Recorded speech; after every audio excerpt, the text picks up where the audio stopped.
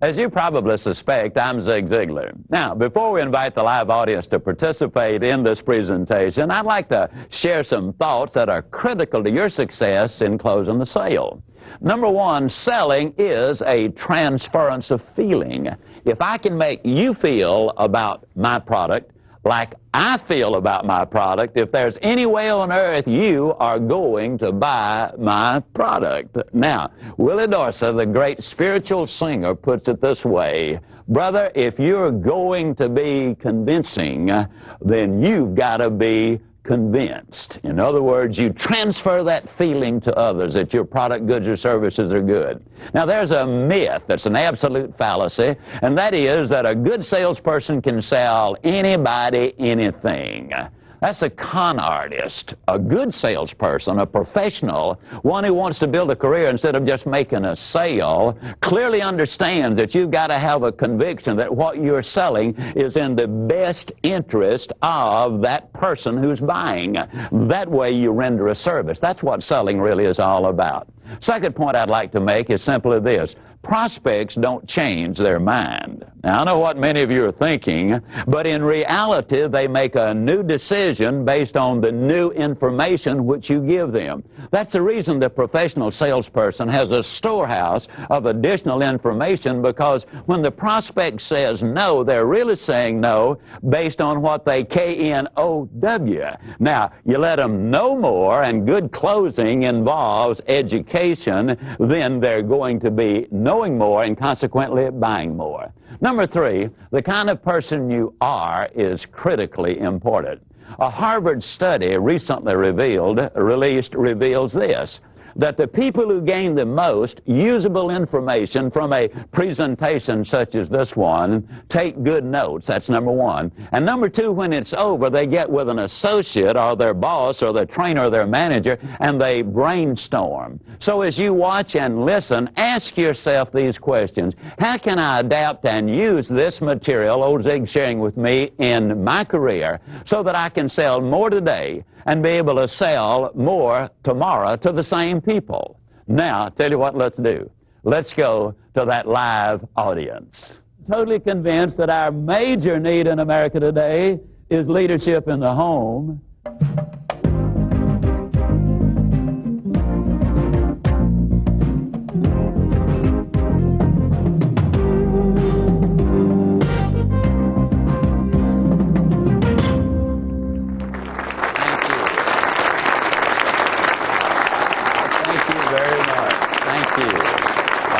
Goodness alive. All right.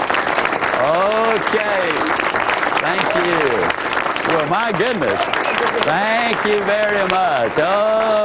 Okay. Sometimes when people stand up on me before I get started, I'm afraid they're about to leave me, so I'm glad to see you sit down. Now, I'm going to be asking questions as we go along. The first three closes involve selling you on what you do. Now, selling, and so I call this one the persuasion close. As I ask you these questions, some of them are kind of simple, but please do me a favor and respond to them. How many of you sell a pretty good product? Can I see your hands, please? All right. How many of you sell a extraordinarily good product? Can I see your hand? How many of you, ladies and gentlemen, sell a product that serves or solves a problem? Can I see your hand? How many of you believe that when you sell a product that solves a problem, you deserve a profit?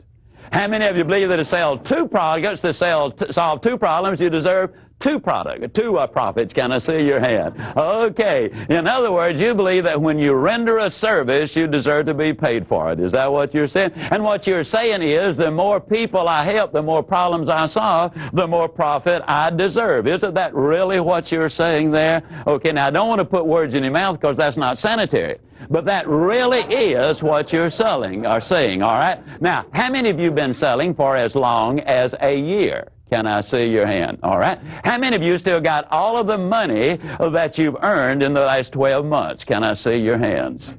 Okay? Let me ask you a question. How many of you got clients or customers whom you sold a year ago, 2 years ago, 5 years ago, or 10 years ago that are still using and enjoying the benefits of what you sold to them all those years ago? Can I see your hand? Now, the next question is the critical one.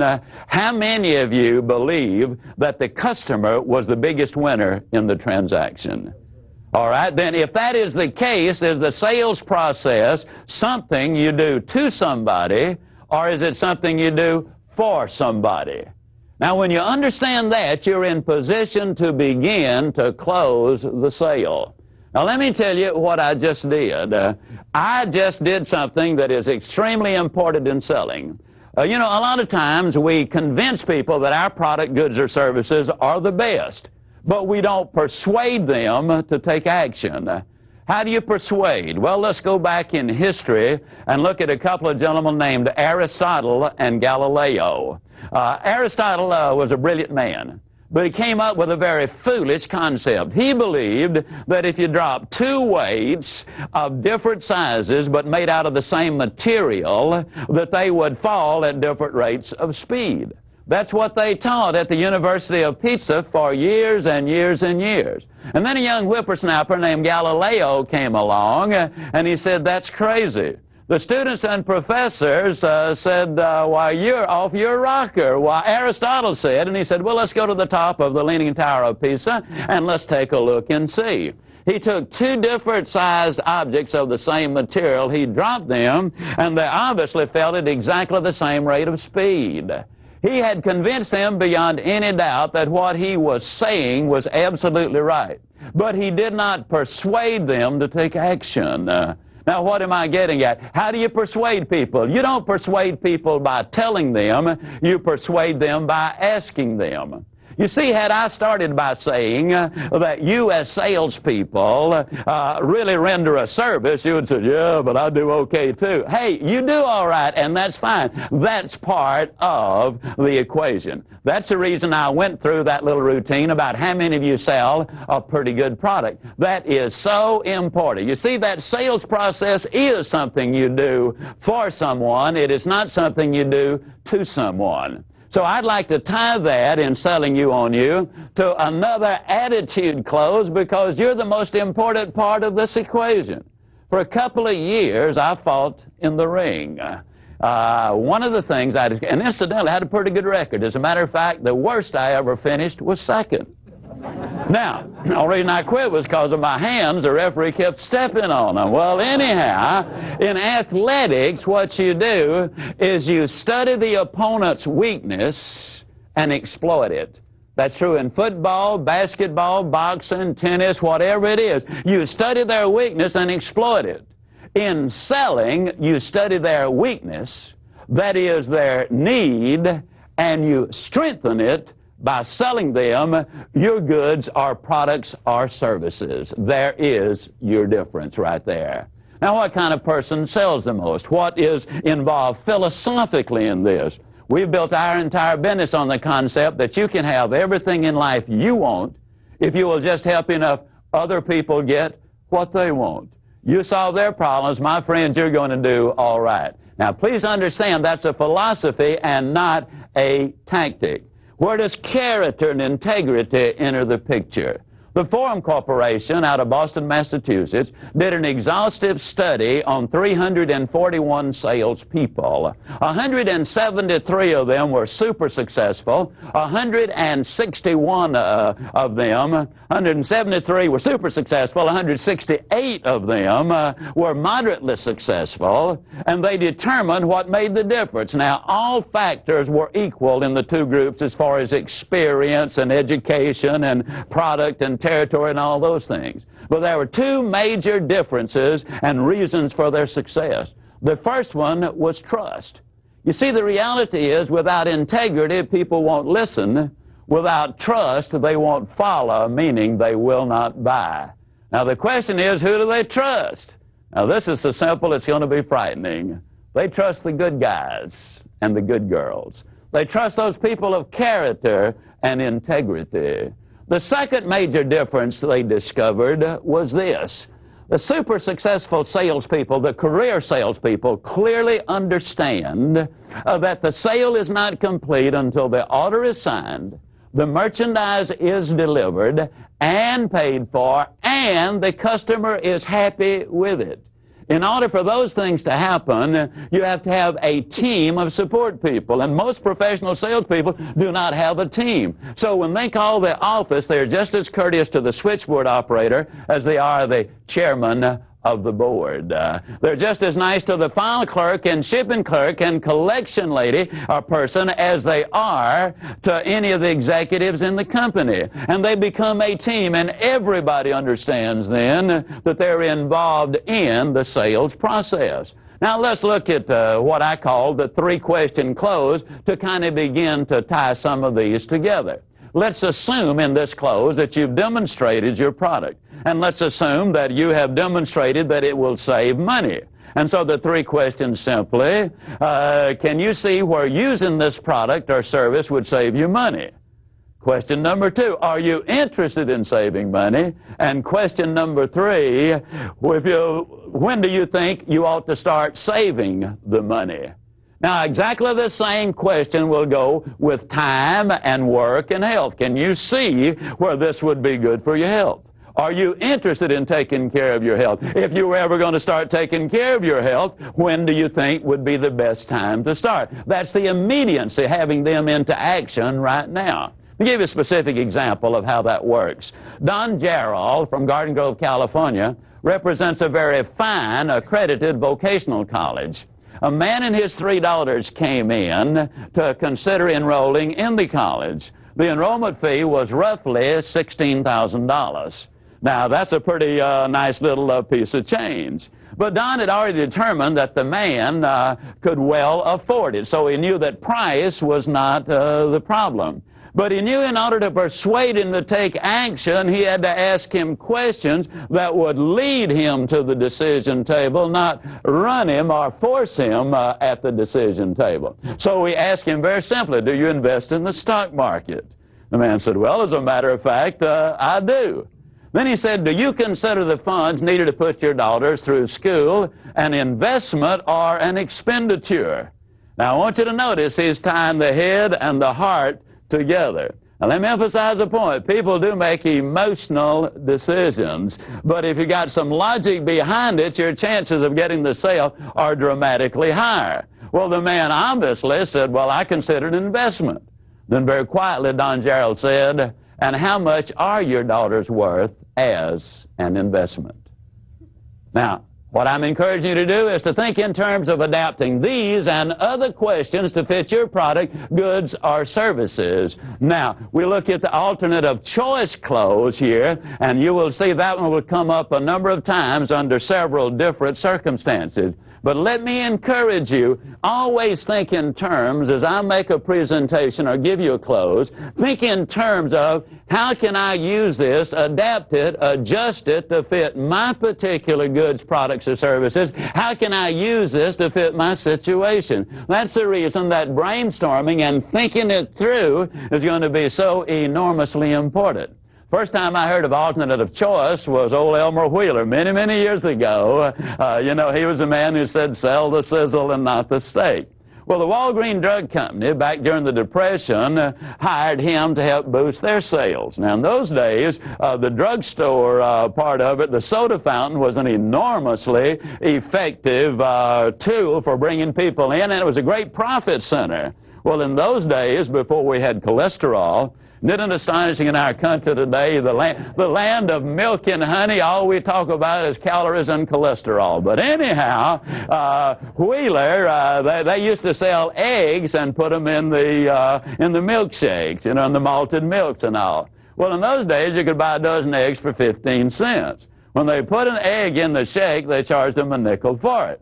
So instead of asking them if they wanted an egg in it, Wheeler taught them to pick up 2 eggs and simply when they ordered a milkshake or malted milk, say, did you want 1 egg or 2?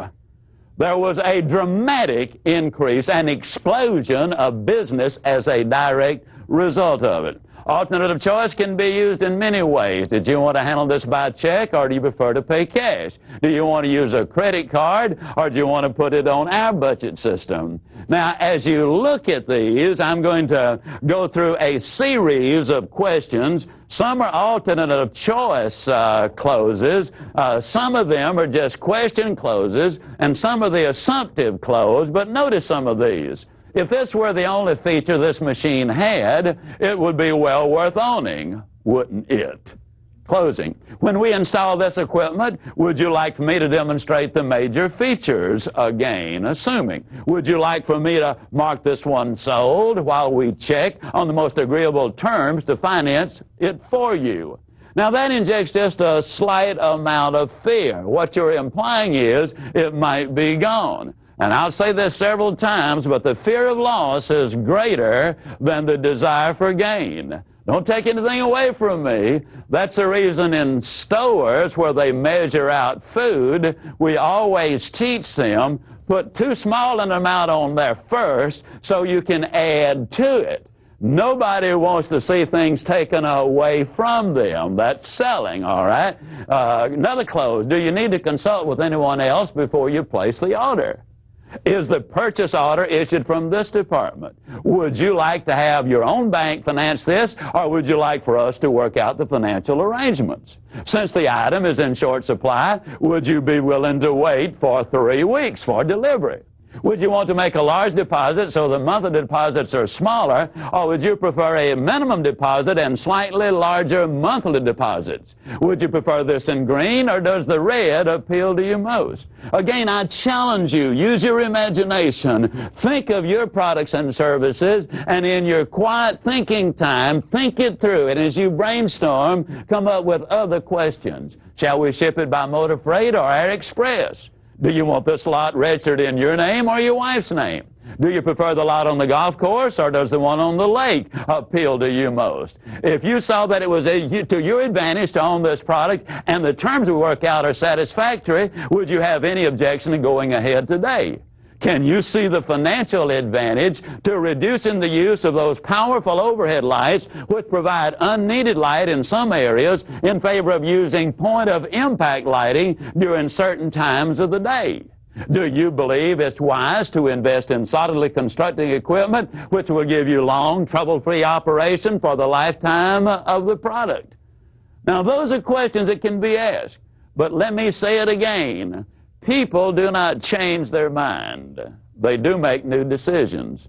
I asked that redhead of mine. Now, my wife is a decided redhead, meaning one day she just decided that she is going to be a redhead. By her preference, when I talk about her, I always call her the redhead. When I talk to her, it's Sugar Baby, and her name is Jean. I asked her to marry me, and she said no. I asked her the second time, no. Third time, no. Fourth time, no. Fifth time, no. Sixth time, she said yes.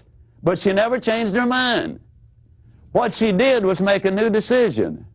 Now, psychologically, you as salespeople need to understand that. When a person says no, and you just sit on them and say, oh, you know you like it, go ahead, you're just irritating them because they've already decided no, and they're not going to change their mind.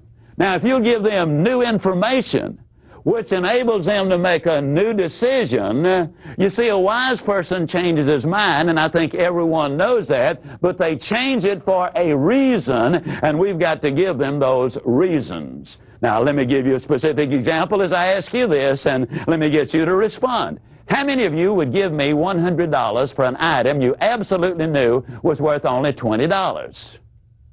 That's foolish, isn't it? All right? Now, understand the sale is made in the mind of the prospect. When they're saying no, in most cases what they're saying is based on what you've told me thus far, I'm not going to give you my big stack of money for the little value you offer me in the product. Now, you give me more value, and I'll separate myself from my money. And so every time you use a new clothes or new information, you build value and value and value and value. And only when the value gets above the price do you have a legitimate prospect. That's where you start closing the sale. Now, let's look at some closes that deal with specifically how to overcome the price objection by using your voice inflection. Now, as a matter of curiosity, how many of you ever get a price objection? Can I see your hands, please? All right. Now, let me say this. When you use the right words and you're selling the right product, and use the right inflection in your voice, then you've got an infinitely better chance of making the sale. Let me say that those voice inflections can completely change the meaning and intent of words. For example, how many of you realize that in the Bible it clearly says that man was born cursing? Did you know that? If you don't believe it, look it up. It's Job 3:1, and it clearly says, and Job cursed the day he was born. Now, the only thing is that little comma is not in there. When you took the comma and put it in, that completely changed the meaning. For example, let's take something like, I did not say he stole her money. Now, those are 8 words, and we can make them say 8 different things with voice inflection. This is why good professional salespeople need a cassette recorder, so they can record their presentation and listen to their voice and listen to that voice inflection. For example, when I say, I did not say he stole her money, that's just a statement of fact.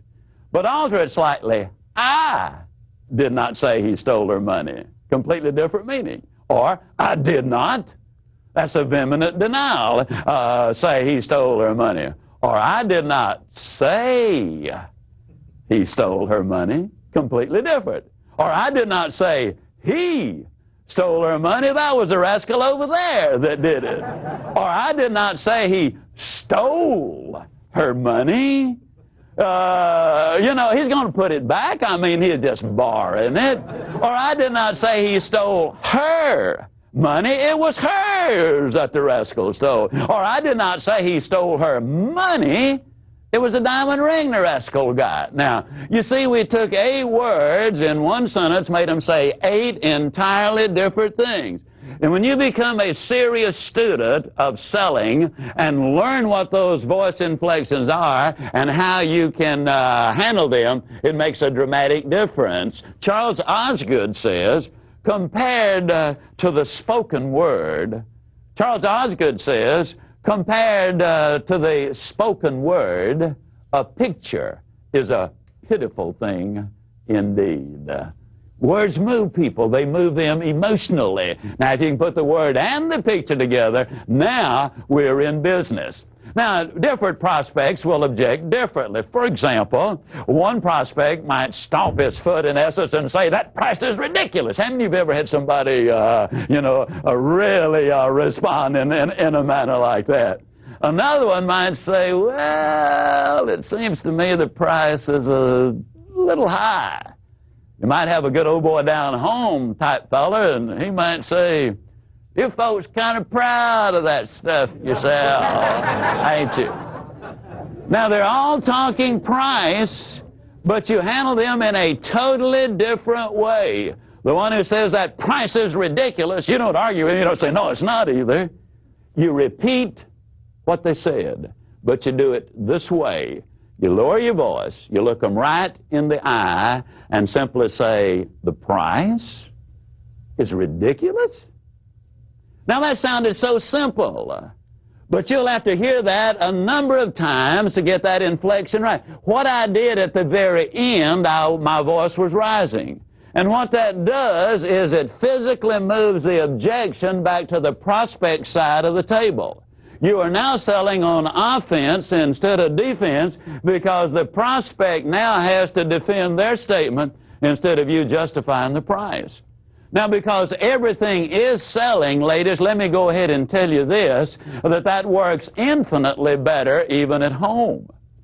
For example, let's say that you beat your husband home.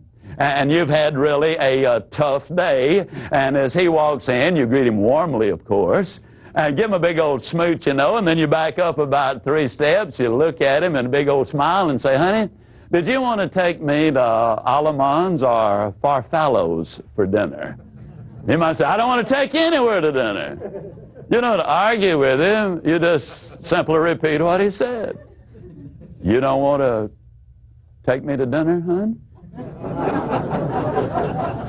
It almost ain't fair. It really is not. Now, let's say that it's grass cutting time, and so you say to your 14-year-old, okay, son, it's time to cut the grass. I don't want to cut the grass. You don't argue with him. You repeat what he said. You lower your voice. You look him right in the eye and say, you don't want to cut the grass, son? I can absolutely guarantee, whether you want them to take their toys to the back room or cut the television set off or get the repair person to come out and repair the air conditioning on a brutally hot Friday night, I can tell you it works dramatically better. Now, let's look at it another way. Let's say that one prospect might say, well, you know, the price is a little bit high. Then we got a lot of different ways. For example, I call this the like it clause. I simply say then, well, let me ask you, do you like it? And most things are, yeah, well, I like it. Well, Mr. Prospect, don't you believe that it's difficult to pay too much for something you really like? Well, they might say, well, you got a point, but yeah, I think you can pay too much for something you really like. But you've just crossed a little barrier. You now have got them thinking along these lines. And let me point this out. Sometimes when they object to the price, that's not the objection at all. So early on, you need to smoke it out. Is that the objection? And you do that simply by saying, well, let me ask you, if there were a way I could show you that the price not only is fair, but actually is more than fair, would you go ahead and take advantage of the offer that we're making to you this evening? Now, or this morning, or whatever. What you're really doing is trying to smoke out the advantage. You're trying to smoke out whether or not the price really is the, the objection they're raising. Now, let's say they say, well, yeah, the price is the problem that I'm having with it. Then what you do is, if there were a way I could show you how you can legitimately justify this price and take advantage of our offer, would you be willing to go ahead and start enjoying the benefits today? Now, if they say no, then what you need to do is to smoke out the real objection, because price really is not it. But if the answer is yes, then you simply ask the question, well, do you like the product? And most of the time, you're going to get an answer. Well, then the next question, don't you agree that it's difficult to pay too much for something you really like? Now, a lot of times that forces them to start that thought process, and you've just taken one step towards closing that sale. Then if they say yes, then you say, well, it's okay to do something nice for yourself. Now, if the answer is no, then you move into what we call the fear of loss clause. And you do that with simply making this statement. Would you agree that it's better to invest a little more than you had planned instead of less than you should? Now, here's the reason I ask you that question. If you invest a little more than you had planned, you're talking peanuts. If you invest less than you should, and the service or product you buy won't do the job you need it to do, then you literally have lost everything. Now, if the prospect says the price is still too high, then you move to what we call the how much too much clause. For example, for 15 years, I was in direct sales. I sold heavy-duty stainless steel cookware, and it carried a premium price for a very justifiable reason. And a lot of times the prospect would say, well, yeah, your product is too much. And I'd say, well, give me a figure. How much too much? And they'd say, well, $200 too much. Now, I would always write the $200 down. And then let me give you this little bit of data. I had a policeman take his .45 and shoot my little 8-inch frying pan from a distance of 12 feet and had a documented statement notarized saying that he had done that, and you could just barely see the dent in that little pan. And so I had shown that to the prospects in the process of the demonstration, and I said, let me ask you, you say $200 too much. How long do you think this set of cookware is going to last you? And invariably they say, well, I think it'll last forever. Then I would say, it certainly would last you at least 20 years, wouldn't it?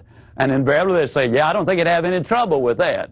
Well, if you invest $200 too much over a 20-year stretch, what that amounts to is about $10 a year. And if you break that into pennies, it means really that for just 3 cents a day, you can go ahead and have the finest equipment that you can get anywhere at any price. Now, if the prospect still objects or still says, well, it's too high, then I would ask him this. I would say, now, let me ask you this question. Do you ever eat out? And invariably, they would say, oh, yeah, we frequently go out to dinner. Then I would simply say to them, well, let me ask you, do you tip the waitress? Invariably, they say, or waiter. They say, oh, yeah, we always tip. Well, this was a number of years ago, and so I would use a lower price. I would say, well, now, how much do you generally tip? And they would say, well, at least $1. Then I would say, well, now, let me tell you what you're giving $1 for. That is to have the food brought from the kitchen and put on the table. You brought the silverware and the china out. They served you water and coffee, but they served. Now, you give her $1 for doing that, or him $1 for doing that. Your wife went to the store. She bought the food. She brought it home. She carefully prepared it. She cooked the meal. She brought it to the table and served the meal. Then she's got to take it up and wash the dishes. Now, remember, this was many years ago before a lot of the ladies were working as they're doing today, and the husband didn't give them much help at all in that kitchen. Most of them still don't give them very much help. But then I would simply say, if you would tip that serve person $1 for bringing the food from the kitchen to the table, don't you think your wife deserves at least 3 cents for doing all of those other things? I got to tell you, we got some pretty exciting results as a result of using that particular clothes. Now, if the prospect says, well, the price is still too high, then I would go to this one. Well, now, let me ask you, are you concerned about the cost, or is it the price that you're concerned about? And a lot of times they would say, well, what's the difference?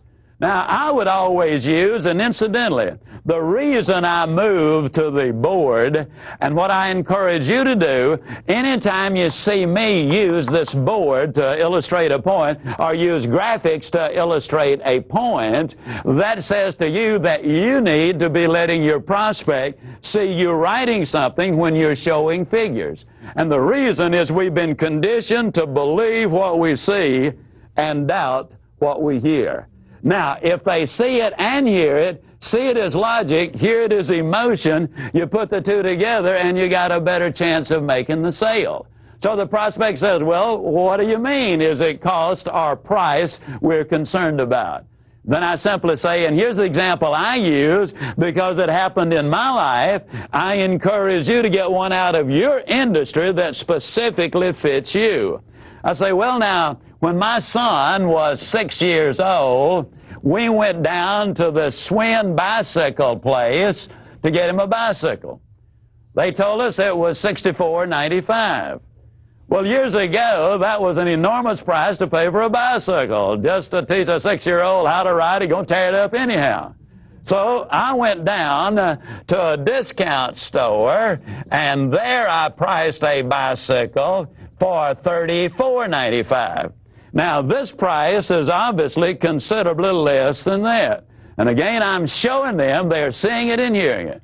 Now, it was a nice little bicycle. About 60 days later, we went back to that little bicycle store because we wanted to get the handlebars replaced. And they said, well, you know, it's in warranty and not going to cost you anything. Well, 30 days later, we had to go back and get more new handlebars, no longer a warranty, and so now the price is $4.50 higher, and at this point, we have got, let me see, $39.45 invested in that bicycle. Well, about 3 months later, the entire sprocket apparatus, the brakes and all of that, came completely kazip.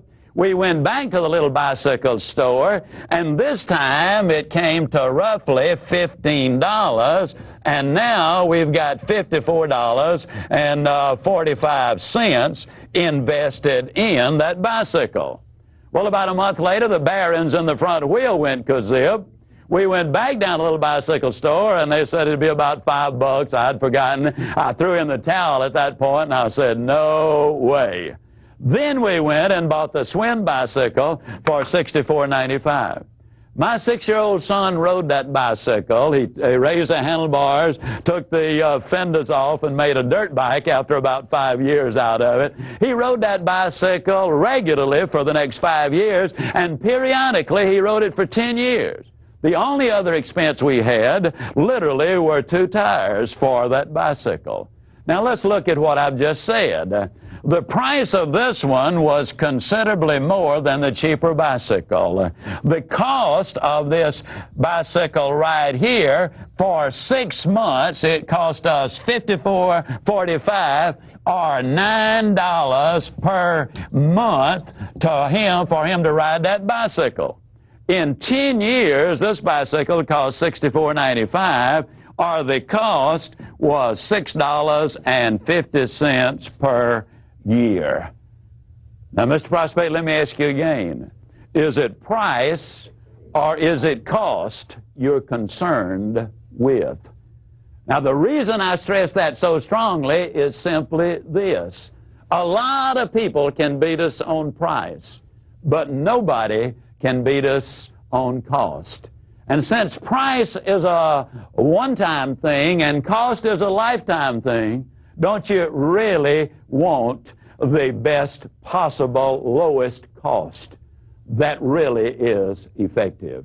Now, let's say you don't have time to do all of those things as far as dealing with price. Let's say you're at a counter somewhere and you've only got a few seconds to make the sale, and the prospect simply says, well, the price is a little high, and you just have that one moment.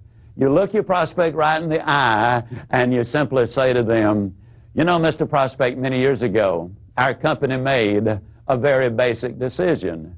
We decided that it would be easier to explain price one time than it would be to apologize for quality forever. Now, I'll bet you're glad we made that decision, aren't you? I'm telling you, folks, I've sold a lot of merchandise with that particular close. It really does work. Let me emphasize a point. People do make emotional decisions.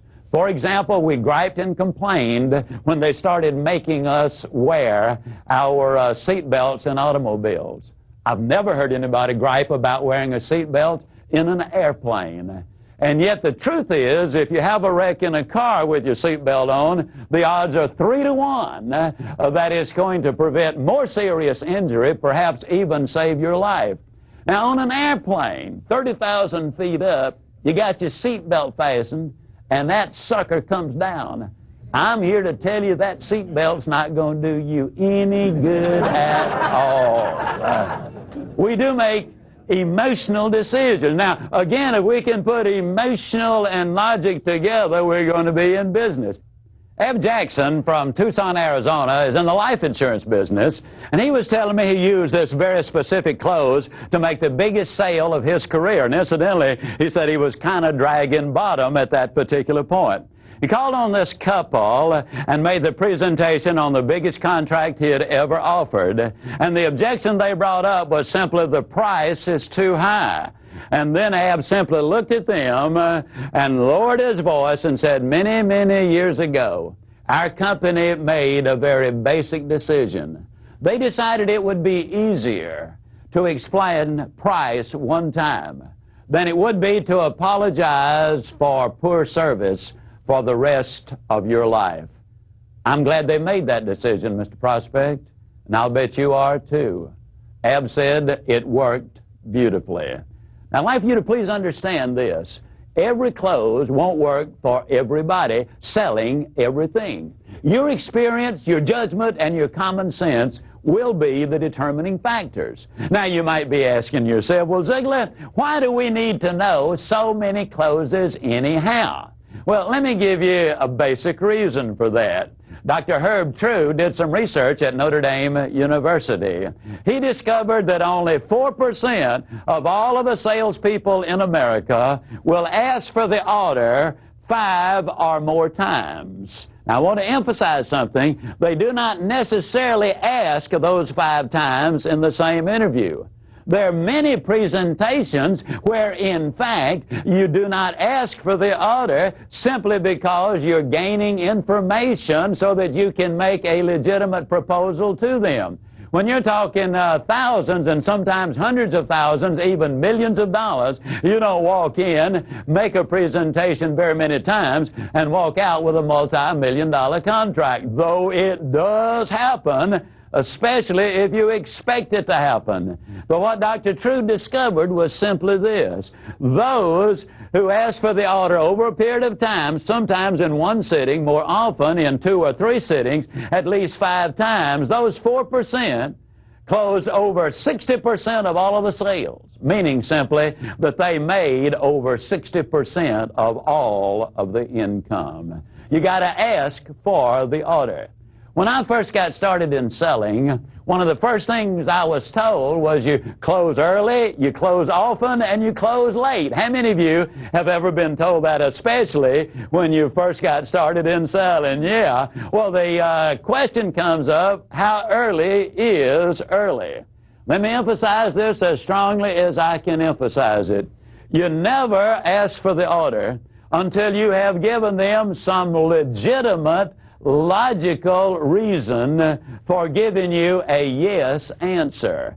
If you've not given them value before you ask for the order, you come across as a high-pressure type salesperson. I want to get this over and move on to the next prospect. Now, that's one of the reasons you give that value first, because once the prospect has said no, a little barrier goes up. You can get over it, but it is more difficult than if the barrier had never been raised. So give value before you ask for the order. And that leads us into what I call, is that fair enough close? You do build that value before you ask for the decision. But let me simply say this. It's okay, it's even wise to let the prospect know in advance, maybe, that you're going to ask for the order. For example, years ago, things were slightly different than what they are today. When I was in the life insurance business, we used to do the fact-finding interview, and then we would go back with a proposal. And I would always have it in a beautiful folder. And when I went back, then I would take the proposal like so, and I would say, I have prepared a proposal for you. Then I would pull out a plain sheet of paper like so. And this is where I'm saying it's okay, it's even wise, particularly if you can go ahead and if you've done a lot of research before you get there and let them know in advance you're going to ask for the order. So I'd pull out this sheet of paper and I'd say, now, Mr. and Miss Prospect, as you can see, I got a plain sheet of paper. There's obviously nothing there to explain. There's nothing there that you would not understand because there's nothing there. Here's a promise I'm going to make you. I'm going to promise you that when I finish this proposal to you, that it's going to be just as clear, just as plain as that blank sheet of paper is at this moment. And if it is that clear, and if it is that plain, then I'm going to ask you, if you see it is in your best interest to go ahead, I'm going to ask you this evening or this morning or whatever to make that decision. Is that fair enough? I'd like to inject a little extra right here. I would like to inject a close I call simply the "you've got an answer for everything" close. Now, here's what I mean. Sometimes you've answered several objections, and you've impressed the prospect with just how much you know about what you're talking about. And so many times, half in admiration and half in exasperation, the prospect will look at you and say, well, it doesn't make a difference what I say. You've got an answer for everything. How many of you have ever had somebody say that to you, all right? You're that close to making the sale, but you're that close to missing it. If you modestly admit that you were number one in the region last month, you just blew it. If a prospect says that, regardless of whether it's in admiration or exasperation, you quietly look them in the eye and you say to them, well, you know, I really appreciate that comment. I'm going to take it as a compliment. But the truth is, there are many things I do not have the answer for. That's one of the reasons that I'm so excited about selling a product or service, which is the answer to your problem. And that's what you really want, isn't it? You convert it, you've now made it a very positive close. A number of years ago, I was traveling through St. Louis, Missouri. I was changing planes, had a little extra time, looked down at my shoes, realized I needed a shoe shine. Walked into the shine stand. Young man escorted me to my seat. He made the change for his previous customer. I had a chance to look at the prices of the shoe shine. 75 cents, this was about 12 years ago. 75 cents was the regular shine, $1 was the wax shine, and $2 was the spit shine. Well, I figured I'd get the regular shine for 75 cents, tip the guy a quarter, and I'd be on my way. He came to me, and incidentally, I called this the shame close. He came to me, and he said, which one? I said, regular. Now, you're talking about voice inflection. The young man backed up and said, regular. Well, I knew right then I was in for an unusual shoe shine, but I wasn't about to let that guy get the best of me, so I said, yeah, you guys do such a marvelous job here. I know it's going to be fabulous, and I'll be on my way. Well, the guy didn't say a thing, didn't even grunt. He just started putting the saddle soap on my shoes, and he started cleaning them. And as he did, he said, man, these are really nice shoes. He said, what kind are they? I said, well, they're ballast. He said, boy, he said, they're nice. He said, I bet they're comfortable, aren't they? I said, they ought to be. He said, cost a lot of money. I said, do they ever cost a lot of money? And he went on cleaning the shoes, you know. Then he reached up and he felt the pant leg. And he said, man, he said, that is really a nice piece of cloth. And I said, well, it ought to be, too. He said, what kind is it? And I said, well, it's a Hickey Freeman. He said, man, those suckers cost a lot of money. I said, yeah, I know they do, but this one's got some special cloth in it, makes it even more expensive. But I've already been wearing this suit about 5 years, and you still can't see any problem with it. Well, he said, man, he said, that's nice. And then he started the shining process, and he was just a shining away, and he was a popping, you know, and when they're popping, that's not shining. I shine shoes in the Navy. I know when you're shining shoes. That's a sales talk. He's trying to attract the crowd from outside. So he was just a popping away, and all of a sudden he backed away, and he looked me right in the eye, and he said, you know, this seemed like a shame.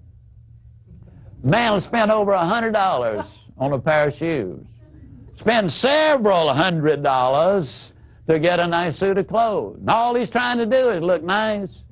Then he won't spend another $1 to get the best shine in the whole world.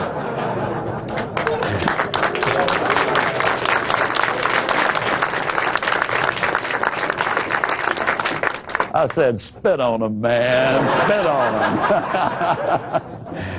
Well, now, folks, you know, when you get a 75-cent shine, a 2-bit tip, that's fine. But when you got a $2 shine, nobody with class gives a 2-bit tip. So I gave him a $3, you know, and as I walked out, you know, I was really picking them up and putting them down. I was feeling pretty good, you know. I looked up at the clock, and as I did, it clicked straight up and down 10 o'clock. Now, the reason I mention that is because when I sat down, I noticed it was exactly 3 minutes until 10. I was in his chair 3 minutes. I gave him $3. Now, you don't have to be a Phi Beta Kappa from MIT to figure that one out. That is $60 an hour. Did you realize that's what we were paying our psychiatrists back then? Of course, this guy does some good. But, you might say, but Zig, he doesn't shine 20 pair of shoes an hour all day long. Okay, but you figure, let's cut that half in two. Instead of 60, he makes 30. Cut that half in two. He doesn't make 30, he makes 15. And you take $15 an hour and cut that half in two, and I know he does more. You know what that adds up to? It adds up to right at $20,000 a year, shining shoes.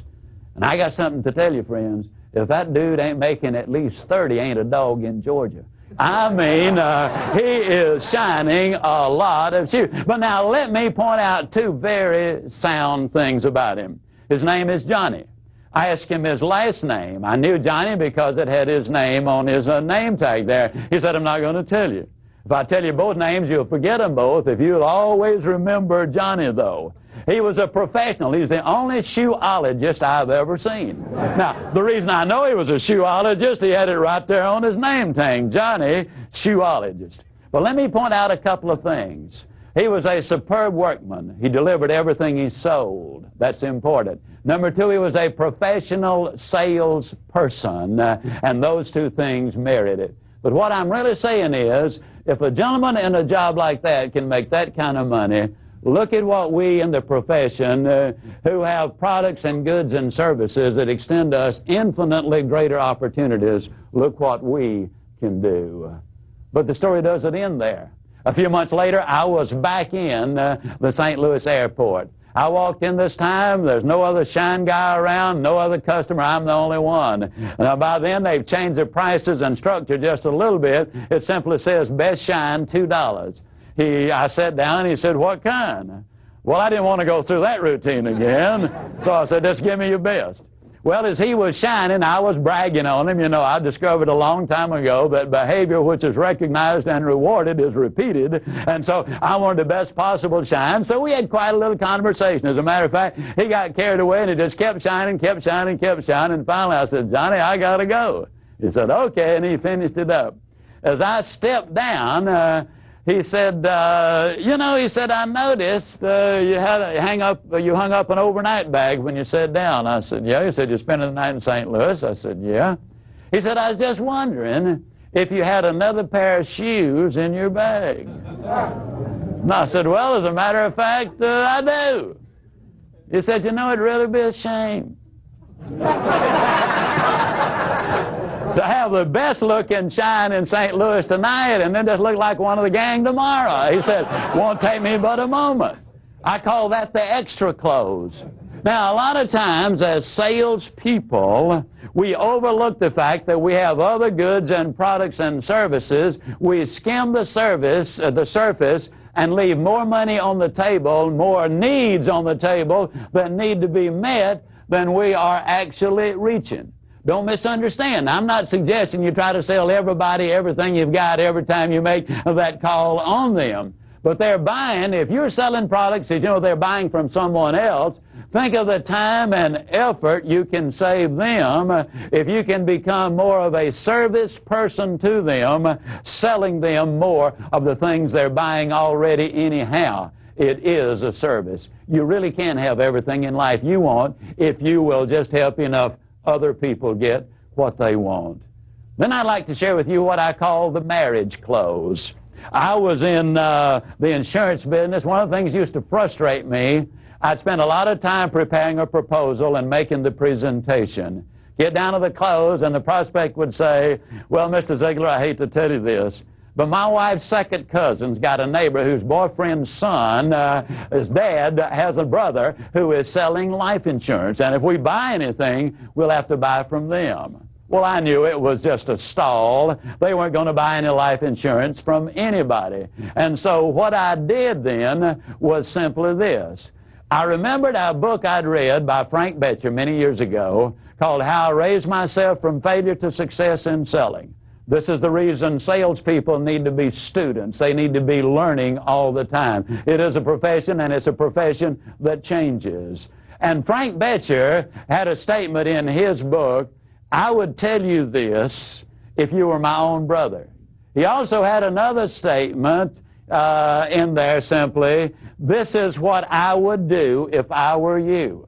Now what Frank Bettcher had done, he would make appointments before he ever made the call. For that prospect, he would say to the prospect, I can do something for you right now that no other insurance person in Philadelphia can do. And they would say, what's that? Well, I've made an appointment already for you to be examined tomorrow afternoon, promptly at 3 o'clock, by the only physician in Philadelphia who can give you agreement and approval right now that this amount of insurance is going to be placed in force. I stole a page from him, and I would say to the prospect, I can do something for you right now that no other insurance person in the world can do. Obviously, they'd say, what's that? I would say, I can marry you. The old boy would say, you would what?